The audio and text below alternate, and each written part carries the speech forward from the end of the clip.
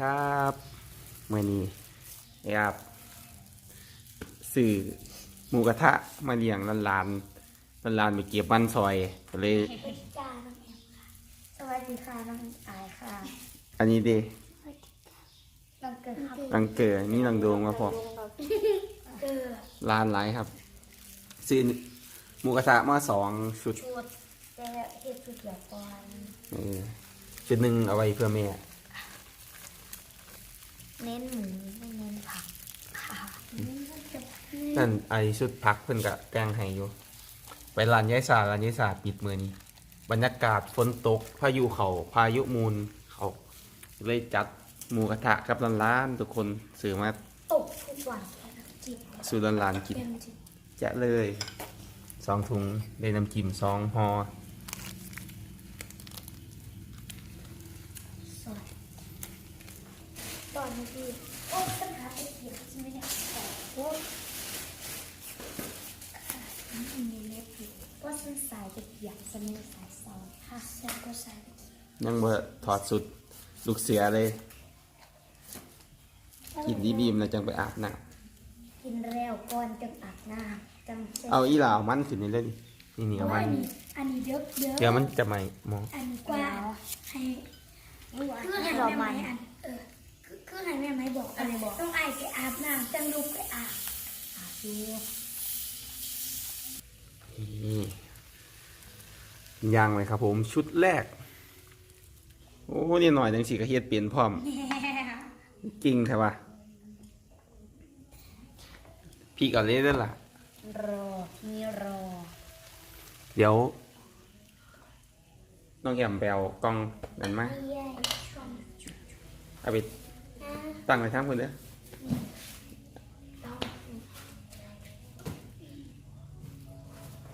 เอาอันนี้ออกเนี่ยนี่เฮามาเปิดของขวัญครับผม การแบ่งคืนกลุ่มวัดจริง มี FC มีว่ะ ทางไก่เป็นส่งของมาให้ มีการร้อยบึงแล้ว มีเด็กหน่อยหลักเปิดพร้อม บริลักใหญ่โอ้ มี แมน ส่งของมาให้ผม จากต่างประเทศ จากต่างประเทศครับผม พี่มีนาครับขออนุญาตชื่อนะครับ ชุดน้อง ตาเกียใส่นาเนี่ย ชุดน้อง อีน้องแอมคือหูแสดงว่าร้อยเปิดด้วยนี่ นาน อย่ามาตัว ตัวแรกเจ้าตัวแรกตรงนี้ คันว่าบ่หูแสดงว่าหูจักว่าสุดน่อง แสดงว่าร้อยเปิด แต่ว่าได้เปิดทิศทาง ผู้ใดเปิด บลู คือกองใบชนีก็โทรมาว่าอยากมุนจักหน่อยก็เลยว่านี่แต่เสือผ้า เนี่ยช็อกโกแลตก็มีจ้า นี่ ของอาดิดาสยังจี เสือผ้าลายโตวครับ แล้วก็ เสียของน้อง นี่ แทนน้องอันนี้โอ้โหมีสมคิดออกว่ะ นี่ เกงยีนมาเตรียมจ้าโอ้ยแต่ เพิ่น ปิด ซื้อเสือ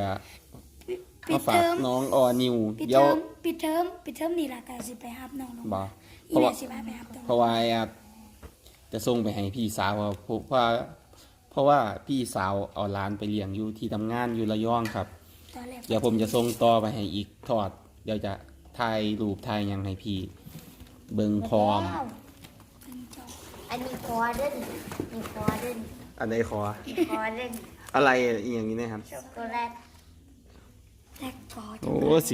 สียผ้ามีแต่ตัวงาม มีสมยีนหอม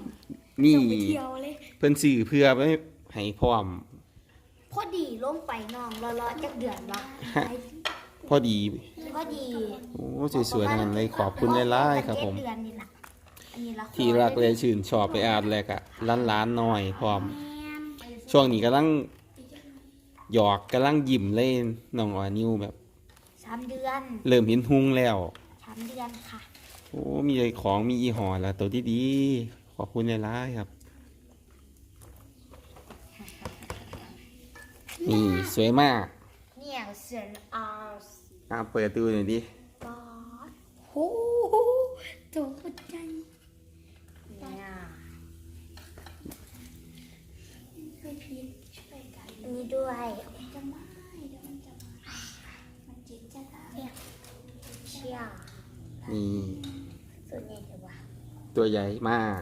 เอาหุ้มหลายได้นี่ เป็นผ้าห่มยาไอได้เลย เนี่ย เป็นกระโปรงยาไอได้เลยได้นี่ สุดยอดครับผม ของอาดิดาสสีแรงสีไทย นี่ครับฮิปฮอปใช้ต้องใส่ตัวใหญ่ๆเบอร์ได้นี่ เบอร์แอล เบอร์ L โอ้เป็นเบอร์ L แบบประเทศอังกฤษกับตัวใหญ่ธรรมดา แต่ว่า นี่นี่ ขันประเทศไทยอาจจะเบอร์ M ครับผมถือว่าตัวใหญ่ครับ โอ้ยใหญ่ปันนี้มันนี้สุดระบอ มาครับผมขอบคุณในไลน์ครับ เนี่ย จักตัว 3 ตัว นี่ขอบคุณเสียง อาดิ งาม ดาส3อันนี้ของอะไรไม่รู้21.99 อีหยัง21.9 ราคาก็รู้ว่าจะบาท ๆมาครับผมขอบคุณในไลน์เขามากิน เนื้อย่างต่อกับหลาน สนใจแล้วล่ะสกินช็อกโกแลต มานะ ๆซุปเลยปะเมนูครับ อะไรปะ อะไร นี่ใส่ง่ายๆนะแต่ยีสื่อมาสู้กินน้องดงน้องเก๋อคือกันใส่ง่ายๆทุกคนใหญ่ใส่นาใส่ตรงเรียนหันพร้อม แอนหันดู มันจะย่างเหรอวะ หามขี่ข้านเอาอันกุ้งกุ้งนี่ให้เก๋อ เนี่ยก็เสียส่วนที่นั่งแบ่งไว้ล่ะ อันนี้ให้น้องปูอัด เอาจารย์มาเกิดเอาค่อยๆกินยาว โอ้ยยังเต็มปากดู ยาว แซ่บบ่หลายอย่างให้มันสุกกวนเด้อบ่ต้องเฝ้าเด้อนาถือมาหลายบ่ต้องเฝ้า ก็สู้เหนียวท้องเสียเด้เอาหวานเหนียวน้ำไม่ว่า ส ใส่ วัสดีอีกครั้งนะผมแอบสวัสดีอีกครั้งมาครับผมกินเนื้อย่างกับบรรยากาศเย็นๆบรรยากาศร่างดีเลยขาดแต่แม่เพราะว่าแม่เพิ่นได้ตั้งบุญคุณนี่ในหมู่บ้านนี่พอเรียนเพิ่นเสียก็เลยได้ตั้งบุญคุณไปซอยงานเพิ่นเดี๋ยวก็สิจงไว้ให้แม่ถุงหนึงแต่ที่เหลือก็ให้กำลังครับอิ่มอยู่บ่ถุงหนึงนิดหน่อย ลูก บ่อิ่มกับแดงจักเครื่อง เอาเบอร์ฟุต2หลังกันอีกคือเก่า แสดงว่าอ่านขาดแล้ววันนี้กินจุด2คือเก่า ใส่เอาซ้ำมาให้แม่ โอ้มีผู้ใหญ่อย่างฐานะเลยว่ะ ตอนน้ำแบบ 30กีบหน้าคอ1ชิ้น เบอร์ท่านนิดหน่อย ว่าทำอีกหน่อย2ชิ้นนั่นทำอยู่เดี๋ยวอย่างมันสุก ห ก่ น่ อ อย น ปลาไปแล้ว3-4ชิ้น อันนี้ซุปเป็นจะไหม ใช้ตอนไหนมีพยายามในหน้าตัว นี่เลย ไม่แต่ก่อนตอนเดียว ตอนนี้ดิ ตอนหนึ่งอ่ะ สุกแล้วบนนี้ พอเข้าลง ก็เอาลูกชิ้นนี้ป่ะ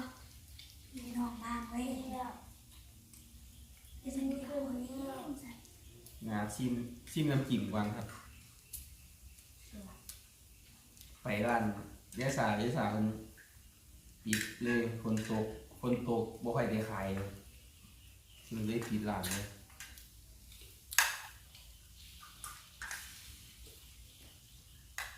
อีบอกเนี่ยอีหลายอย่างนะครับ อันนี้ อันนี้ดิ บลูละอาด โอ้ยนี่ฮะไม่น่านี่เนี่ยขอยืดก่อนเลยมันสุกเลย ของละอาดเป็นผู้ยา เอาเป็นผู้ใหญ่แบบ เนาะมันก็เลยเป็น เป่ากัน คาดแบบ มาครับผมคำยังไงก่อนเลยคำแหลกครับผม แหลกของละอาดคือละเพิ่งมันเริ่มหมูหลายมันจะใหม่แหละ ขี้เป็นอีก เอานี่ หมาจะกินหมา ไม่ดีนะไม่เป็นไม่จ้า แล้วเส้นสุดท้าย โอ้ยผ่านเสียบใจเกี่ยววะ นี่เด็กนี่เด็ก มันเป็นยังไงนะชิมทำไง นี่ติดมาก เขาจืดกรอบ กรอบบ่ กรอบ ชิมหยาดเล็กหน่อยเลย กรอบ ยืดหน่อยอย่างมูลอาดกันโอ้ คงแข็ง ตำสิเดียว ร้านหอนน้ำตาไหลเลย ไปคอยแกะ กระทา เคี้ยว กระทาแต่ว่าหมูละตกแก้วพี่หมูละ มา เรื่องเสีย ลาเบิ่งหนอนนั้น จะได้เดือดหมูกรอบอุ้ยหมูน้ำคือตัวโอเคดูได้ นี่ครับผมอีก1 คำใหญ่ เดือดร้อนทำไง ไม่หน่อยต้องถ่ายให้สุกก่อนต้อง รีนไก่รีนไก่อาชีพมันอาชีพ เรื่องในห้องตัว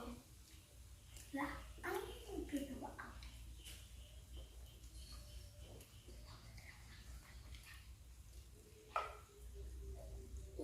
อีกอุ้ยยังตีกว่า สายพันธุ์ ๆนี่ครับผมกินเนื้อย่างยังไม่อิ่มครับ รอทานกันเลย ไฟยังไม่หูฮ่าฮ่าฮ่า เล็กหน่อยเปิด ชอบ ช็อกโกแลต เปิดตรงไหนอ่ะ เรา ว้ายละลาย ละลายมันร้อน มันหอน ข้าวต้องแช่ตู้เย็นก่อน ให้ชิมก่อนเลย เนี่ย เอาคนละคำก่อนคุณเดจะเอาอันไหน เอาไหนเกิด เอาทีละคน ให้น้องเกิดก่อนนะชิม เอาเทียบเทียบ เขียง อุ้ย เฮ้ย โอ้ แล้วอ่ะ คาราเมลด้วย หันไปเบิ่งก่อน เสียบปะอ่ะใหญ่ที่นี่ เอาไปมี อ่ะ ฉันขอปิดท้าย เอาเบิร์ดคำเบิร์ดคำเป็นยังไงเสียบพี่ยังขนมบานเฮาอยู่ปะ ค่ะ เป็นยังไงมัน ออกก็ได้โอ้ได้แล้วเขาบอกไม่ค่อยแล้วออกมาว่ะ เอาแสดงว่าเจ้าของวันโซดียังมันเกิดวะ แต่ว่าเรื่องเดียว เป็นปาก คือเพิ่นทรงมาเป็นเดือนครับ เพราะว่าติดอยู่กลุ่มรักเอียงกับเขาเอิ้นว่ากลุ่มรักกากร การพูด แม่นครับเพราะว่าพี่เพิ่นทรงน้ำหอมมานํต่างประเทศก็เจะบ่ได้ทรงน้ำหอมซั่นเขาเจ้าเลยกักไปโดน ให้ตรงเขาบอกตีกับ เขายึดน้ำหอมไว้แต่ว่าของผมเสือบ่ตีกลับ ดูช็อกโกแลตโอ้น่าทานครับผมน่าชิมน้ำเนี่ย คุณรู้จัก เอาชิ้นนี้ครับ หวาน หอม น่าอาดิสกาลมิว เขาต้องไปผมว่าต้องไปแช่ตู้เย็นไว้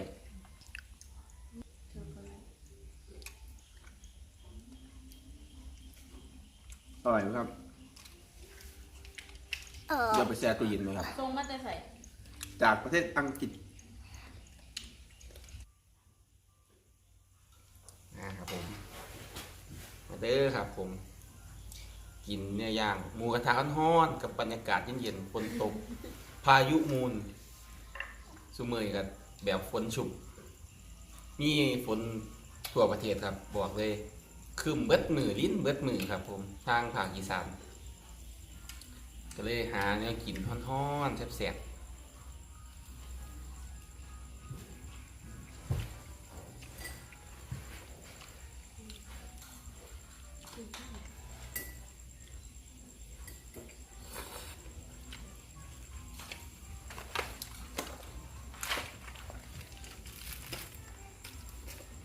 ของหวาน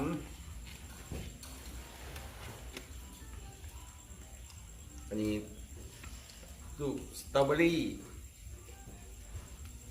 อื้อหือ ไม่น่าเดี๋ยวถ้าเราไม่เอา คาราเมลด้วยอ่ะ